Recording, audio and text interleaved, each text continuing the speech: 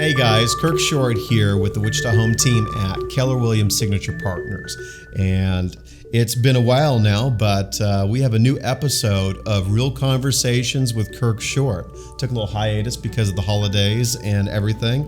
And I'm graced today with the presence of my personal business coach, Nanette Polito. And she's got Nanette Polito Success Coach. You'll see the name of her business here at the bottom of the screen if you're watching this on YouTube or Facebook. But with that said, I wanted to have a time to talk about something that she's actually teaching our group, which is the personality effect. And it's just being able to understand and talk to and read effectively the person that you're talking to. And it's just a different perspective. It's a different take on, for those of you that are in the business world and learn about things like the DISC test, a different take on how to read into that. Mm-hmm. And so, Nanette, welcome. Welcome. It's awesome to be here. I just love it. I actually have to tell you that I'm not from Wichita. I'm actually visiting from the Cincinnati area. I live in actually northern Kentucky, and this is my first time in Wichita, and this has been fabulous. I just love it, and I hope it's not my last time in Wichita. So you have a great city here. I consider this to be like a jewel, much like Cincinnati is. I just think that Cincinnati is a great jewel, and I think Wichita is an unknown secret. So I hope in some ways you keep it a secret because that's what makes it so special. So it's great to be here with you, and I just love it. So yeah, personality plays a huge role in what we do. And before we came on, I was telling Kirk that one of the things that I really can read into people is, have you ever said these words? I don't get why they don't get it, right? I mean, we've all said that. Well, I have to tell you, I have not said that in a long time. But there was a time that I did use it a lot. And it was because I didn't understand how people were wired. I just assumed everybody was wired the same way. And so when people say those words, I know they don't understand that people are actually all wired differently. I say this to my wife all the time. I don't get it? I don't get it. Well, why do you think the way you think? See, and that's a problem because actually I used to do the same thing with my husband. And I said when I actually did behavioral style training, and the first thing you do when you do behavioral style training is you start to realize who you are. Mm-hmm. And that's really the first step. So like when I put people through behavioral styles training, I say to them, you can't do this just once. You've got to do it multiple times, because that way you figure out who you are first, and then you can really start to understand everybody else, and you can really start to understand how to honor everybody else, because that's what this is really all about, is honoring your other people. Yeah. And I got to tell you, I would guarantee you that I know, as wonderful as you are and as great a realtor as you are, that there have probably been times that you have lost money, left money on a table because of the fact that maybe you just didn't click the right way with someone. Yep. And a lot of that had to do with not understanding how to really communicate with them and understand how they wanted to be communicated with. Yep. So it's really a very important part to learn, how do we want to communicate? How do you want to be communicated with? Yeah. How do you want me to treat you? Yep. You know, we teach the golden rule. Do unto others as they want to be done unto. Yep. Well, it's a great, I'm sorry, that's wrong. The golden rule is do unto others as they want. Do unto others as you want them to do unto you. No, that's not right. That's not right. That's the platinum rule, which is where I want to go. So I have to tell you, I'm showing everybody right now, I live by the platinum rule, not by the golden rule. Hey, Jack, do me a favor. When you edit this, make sure and you put the proper golden rule on the screen. That will be appropriate. In big gold letters. Exactly. Big gold letters. But the platinum rule is do unto others as they want to be done unto. Yeah. Which means treat people the way they want to be treated. Well, what was funny when you were talking about all this, I think of myself and relative to my conversations, because it's like over the last few years, I always try to analyze when I don't get a deal or get a transaction. I've realized that I'm a really good real estate agent. Okay. And I think yes, you are. Our team takes very good care of our clients. But God, there's people we just don't get. And it seems like 9 times out of 10, it's not because they don't like us. It's not because they don't feel that we can't get the job done. It's because we don't click the right way. It's because sometimes I talk at people rather than talking with people. Correct. And I've been trying to get on this little journey of understanding, my personal quirks and the way I converse, and try to be better at watching my customers and, shall I say, emulating or understanding them even better. But I'm going to tell you, the frustrating part of that is, in my world, here I get to talk with you. Right. But we run into situations where I'm talking with 2 different parties, right? Right. Husband and wife. Good married couple. Right. So polar opposites. So how do I handle you? How do I handle them and still get my conversation across so they like me? Because it seems like when I lose a deal, it's because I'm not picking up on who the truly dominant party is in a couple. Mm-hmm. And I'm talking to the wrong person. Yeah, and it gets frustrating. But that's, for me, everything is sort of a challenge. It's a game. I always want to be better, and so I'm definitely on this journey of trying to nail that a little bit better. So what if you didn't try to figure out who the dominant one was and just figure out how to talk to both of them at the same time, and yet hit both of them in their own ways? I do, but you always have, at least what I see is, you always have a party that comes out as the bold one, and sometimes it's the subtle one that is making the decision. Well, I agree with that, but I'm going to kind of play devil's advocate with you here. Go ahead. Because if you put my husband and I together in a room, we're 100% total opposites from each other. Mm-hmm. And Joe is an awesome guy. However, in a meeting, I'm the one who probably talks the most, the loudest one in the room. And yet, when we get out of the room and we're now talking about something, he actually will then become the most logical one. Yep. And so really, there could be times where he gets ignored because people, and maybe ignored is a strong word, but he doesn't get focused on as much as I do, because I'm the one who's like, woohoo, and out there. But really in the world is that they should actually be focusing more on him, because when we get out of that room, he's the one who's going to bring me back to logic. Yeah. So that's why I'm saying that I don't necessarily agree or feel as though that you have to figure out who's who. You just got to figure out that you need to be able to communicate with both of them. Yeah. And so it's kind of split task. Yeah. And so in my world, I do use the DISC profile. So for those of you who don't know DISC, it's DISC. And so each one of them stands for something, but I'm going to make it easy for you. I call a D a go-getter. Mm-hmm. So that's a person who wants the bottom line, knows the task, knows the goal, knows how to get there. They actually think they know more than anybody in a room generally. Then you have the promoter, that's your I. And so with your promoter, they're your fun people. They're the loudest people in the room. I bet you can't guess what I am. Not at all. They're the loudest people in the room. They just want to have fun. Everybody's their friends. And then you have the S, and those are your nurturers. So those are the people that really just love to help people. And then you have your examiners. Your I's are your examiners, and those are your analytical type. That's actually who I'm married to. Your analytical type, they can figure out anything.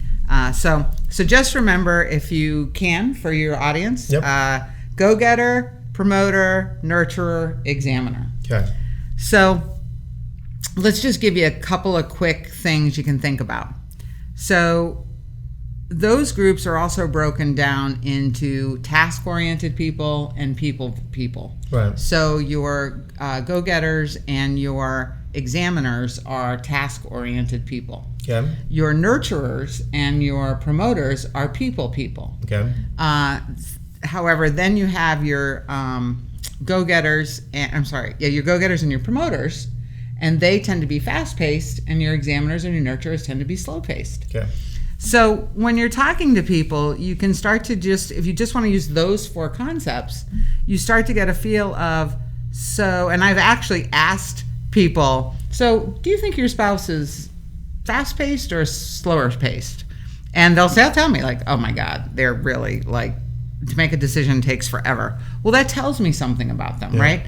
They're going to want to know a little bit more information. They're going to want some help. And then if they say, oh no, they're really fast-paced, I'm like, okay, this is a bottom line. I got to get them to the bottom line as quickly as I possibly can. Sign here, do Sign this. here, yeah. Just don't give me the whole story. Just like just get me there, right? And then you say, well, you know, do you feel like your spouse needs other people around? And my husband would tell you he doesn't need any more friends. He's got enough friends to last his lifetime, right? Yeah. I could tell you I don't have enough friends, right? So that tells you that I'm a people person, and that Joe is more of a introvert. Right. So I know from just those things that when I'm talking to, so if I have a husband and wife, so if someone is talking to Joe and I, so as a realtor, what I would do is if they were talking to me, I would direct anything I have to say to myself, or you direct anything to me, is say it in fast-paced bottom line. But I would look at Joe and say to Joe, so what more information do you need? Mm-hmm. Because now he's like, okay, this is what I need to know. Right. As his wife, I'm okay with that. It's like, I might get in the car with him later and go, really, do you have to ask so many questions? But I'm still okay with that because he gets his opportunity. But the biggest thing about it all is he feels heard. Yeah. And that's what you're trying to do, is you're trying to honor both of them in their own way. Right. And get them to feel like, hey, you know what? I was part of the conversation. My wife, who's like the bulldozer, you know what? I was still in the room. And that's what you want to make people feel like. So since this tends to be more of a real estate channel, right? Correct. So I want to go bring in a little bit more of the real estate side of this. Okay. And this goes both for buyers and sellers that may be watching this, as well as realtors, because again, you know, this is my interaction, right? Right. And I'm always trying to figure out the process better. So I see myself. I'll tell you how I see myself, okay. And then you tell me if I'm seeing myself the right way. Okay.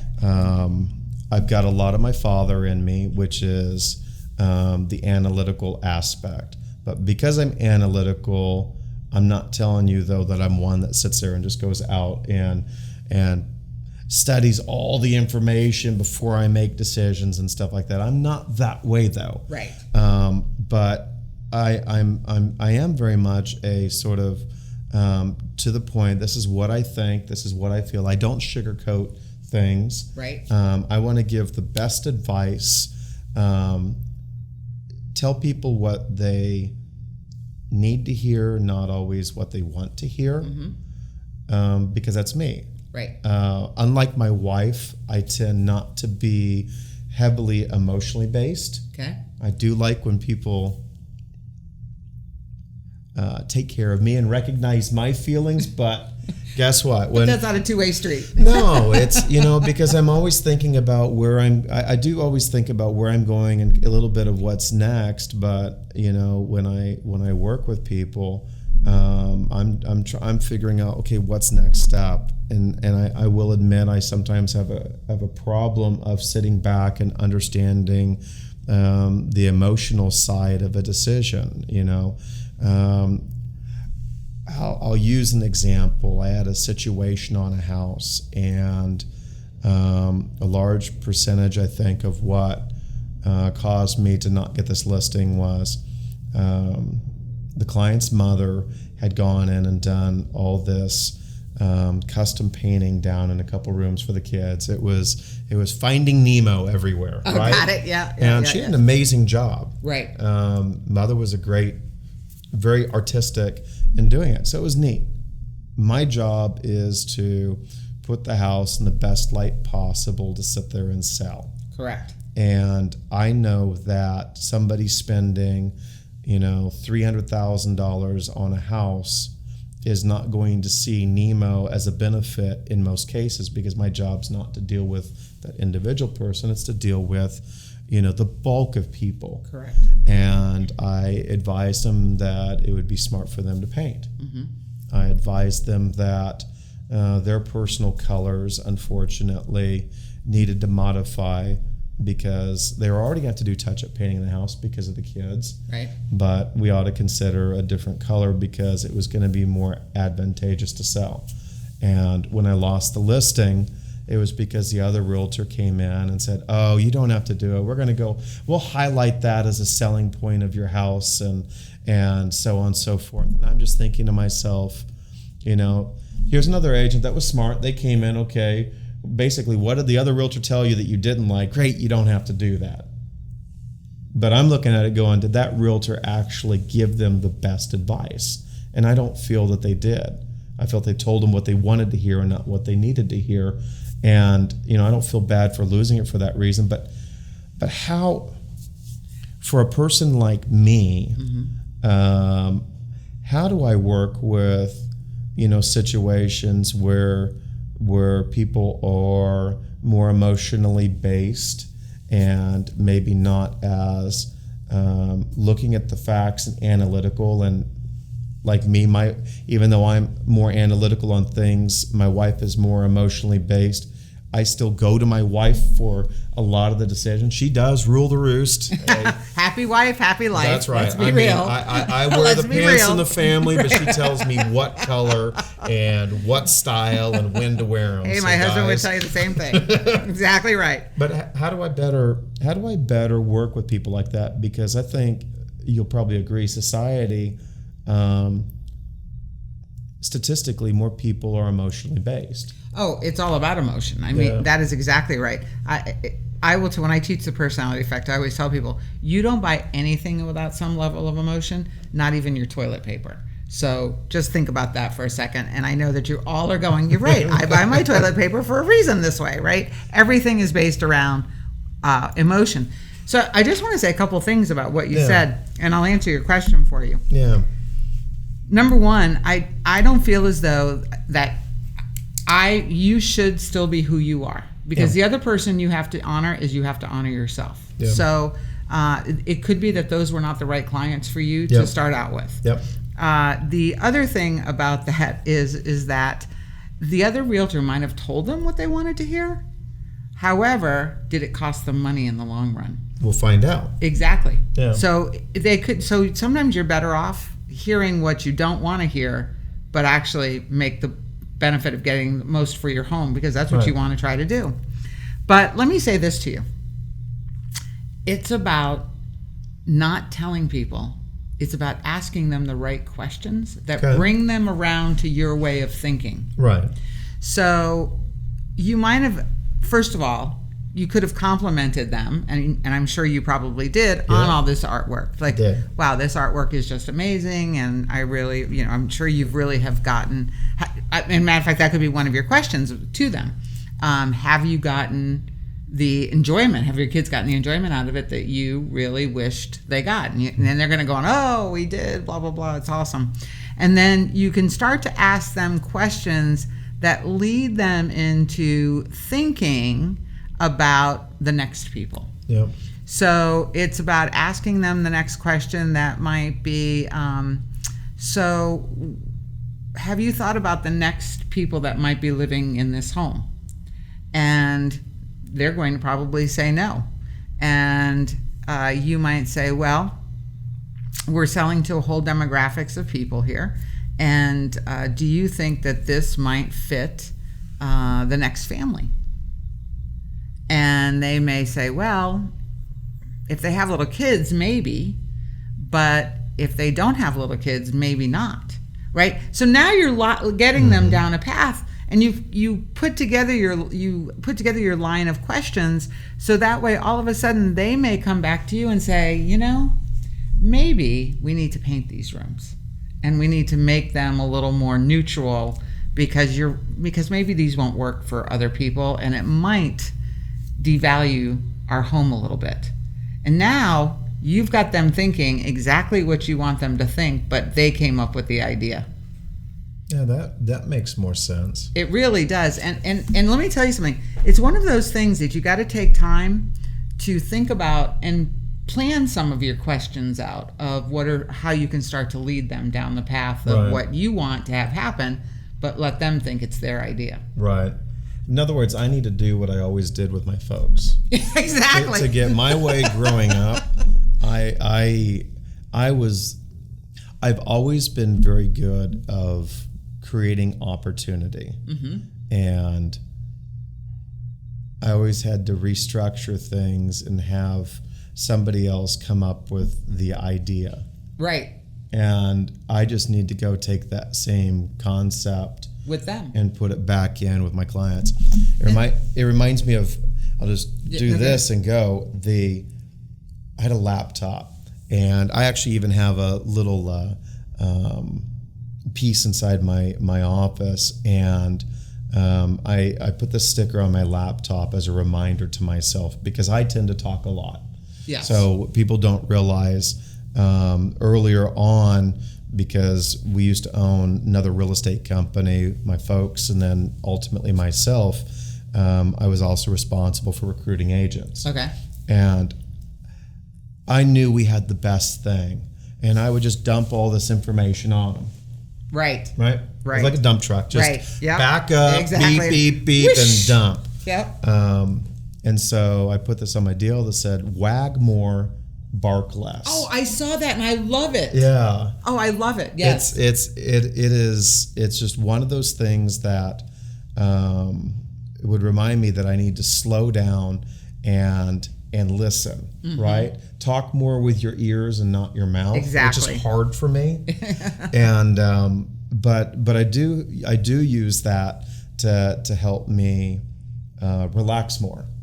I also find myself that from a talking perspective, so that because I'm thinking one thing and already talking, I'm already going on to the next deal, which is one of the problems. Why I says, like, did you not hear what I said? Well, no, because I was already, You're a go-getter. You can see the end zone before anybody else can. I do.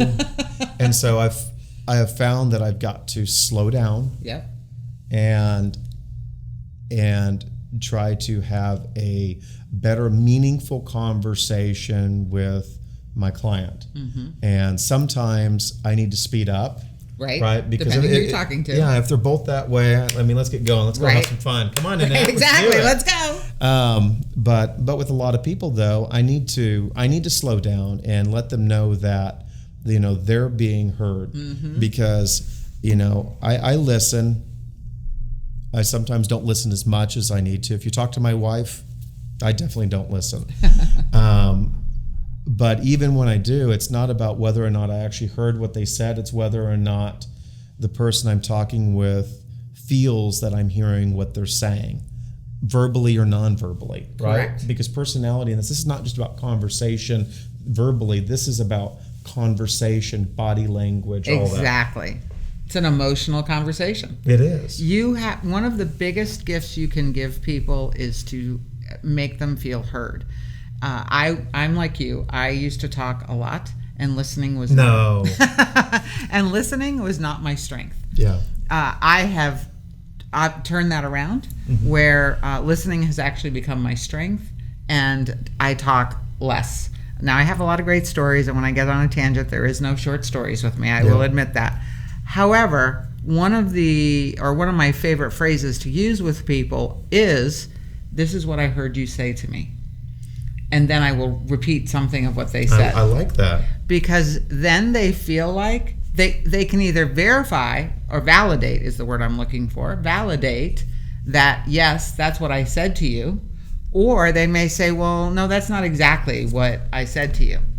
And now they feel like, okay, you are trying to really understand me. And that is huge. That's one of the biggest gifts you can give to people, because there are two very important things. Getting people's names right. That's really important. And thank you, Nancy. yeah, exactly. Well, I'll tell you, in my world, I cannot tell you how many people will take it upon themselves to take my name, Nanette, and call me Nan. And I didn't introduce myself that way. So what makes you think like you can call me that? And so be aware, people. If someone says to you, I'm going to give you some examples. If a person comes up to you and says, hi, my name is Michael Smith, you don't call him, hey, Mike. He introduced himself as Michael Smith. That is obviously what he calls himself. So do I go to him and say, do you like me to introduce you to people and talk to you as Michael Smith or Mike? How do you prefer? And that's perfectly fine. Okay. That is perfectly fine, because you're not making the assumption. Okay. You're asking them what it is you prefer. Remember, it's all about that communication is asking people permission, asking people questions to get them to feel comfortable with you. I remember working with a client of mine, and it was just interesting with this because friend, but also a client. And what was interesting, when we were working in a business scenario where I would normally call him by his first name or his last name, because we talk. Right. When we were in a business setting, I was doing that, and he goes, hey, at this point, it's Mr. So-and-so. Oh, wow. And I was like, I took it from him. I was like, oh, yeah. He goes, no, seriously. Oh, wow. Yeah. And I recognized at that moment that, granted, he was an older gentleman, and, what's personal, what's business, there's even differences that way. Exactly. And it's interesting to see your interactions with people, again, even with personality and all that type of stuff, understanding that they've got two sides, right? Because you may have the fun, outgoing person that's also the analytical, straightforward person, and they want things handled in a specific manner. Right. Especially when it gets down to something that's personal, business oriented. Right. And that was intriguing to me. Well, and you made me think of something while you were saying that, because you also probably have clients that have titles. Yeah. Doctor being a big one. And so there are certain people who are doctors that want you to use that all the time. Yep. Dr. Smith, Dr. Walters, whatever. But then there are others like my orthodontist that I'm going to right now. She, when I first met her, of course, I called her Dr. Treader. And she said, oh, please, don't call me Dr. Treader. Call me Shelley. She said, when we're our age, you really should be calling me Shelley. Mm-hmm. And so it was like, okay, now I know. I can be comfortable. I can call her Shelley, and it's a comfortable relationship. Yeah. But my back surgeon, he's Dr. Romiller. That's what he wants to be called, and that's what you call him. Exactly. So you do have to be aware of how do people want to be called. What names do they want used? Full name, short name. So asking permission is a great way to go. So let me ask you this, for buyers and sellers that are watching this. Yes. Generally speaking, they're going to sit down with a couple different realtors. Yes. And a lot of realtors don't know how to ask for how they want to be communicated with. What advice can you give a buyer or a seller to, when they're talking with their realtor, how to share with them how they want to be conversed with? And in the same light, how should they react if the realtor doesn't quite get it, to actually, decide who's going to be a better realtor for them? Because I may be able to talk good with you and be a smooth talker, but it doesn't mean I'm gonna treat you the best on the transaction and get you the best deal for your house and truly take care of you, and vice versa. Just because how do I put it? Perception's not always reality. Correct. And what advice can you give them to sort of weed through the perception of things and get to the reality of things? So remember, buyers and sellers, that actually you are purchasing the biggest investment of your lifetime, and that your realtors are actually working for you, not vice versa. So you have the right to make sure that you pick the right person for you to make you comfortable through that whole transaction. Like, this is not buying a roll of toilet paper. This is buying a huge investment. So what you want to do is ask them questions or tell them things. Like, say to them, my preferred way to communicate is, I want you to communicate with me mostly through text. And by the way, don't tell me long stories, just get me to the bottom line. Don't be afraid to open that line of communication with your realtor. Let them know that. Because let me tell you something. If you are dealing with a person and you say to them, just get me to the bottom line, and then they proceed to give you a long story as to why they're not getting to the bottom line, they may not be the right person for you. Yep. So you, as I was saying earlier, you can ask questions to get them to figure out, or for you to figure out how they work for you and bring them around to the way you want to operate. Because again, this is about you and what you're planning on doing. Now you may say, you know what, I need a lot of information. And you might have a go-getter personality, like Kirk is a go-getter personality, and he may want to give you a lot of information, or he may want to just take it to the bottom line, but you can say, I need a lot of information. So are you willing to talk to me about everything? I may ask you a million questions, Kirk. Is that okay? Yep. And you will genuinely know by his body language, the way he responds to you, when he goes, oh yeah, you can ask me any question you want to ask me. I am more than happy to answer it for you. Now, a person who's not going to do that may just go, oh yeah, I'll answer any question you want. That's not really very sincere. And I bet you've had people speak to you that way. So you ask questions, let them know how you want to be communicated with and what you expect of them. That's really huge. Don't be afraid. I like that. Yeah. Buyers and sellers, you really are in control, and you should be working with a person that you really feel comfortable with. I have moved enough and have dealt with enough realtors in my life, and we've had some really good ones and we've had some really bad ones. And it wasn't until our third move that I was like, okay, we're interviewing now and we're going to get a good realtor, because I was done dealing with the bad.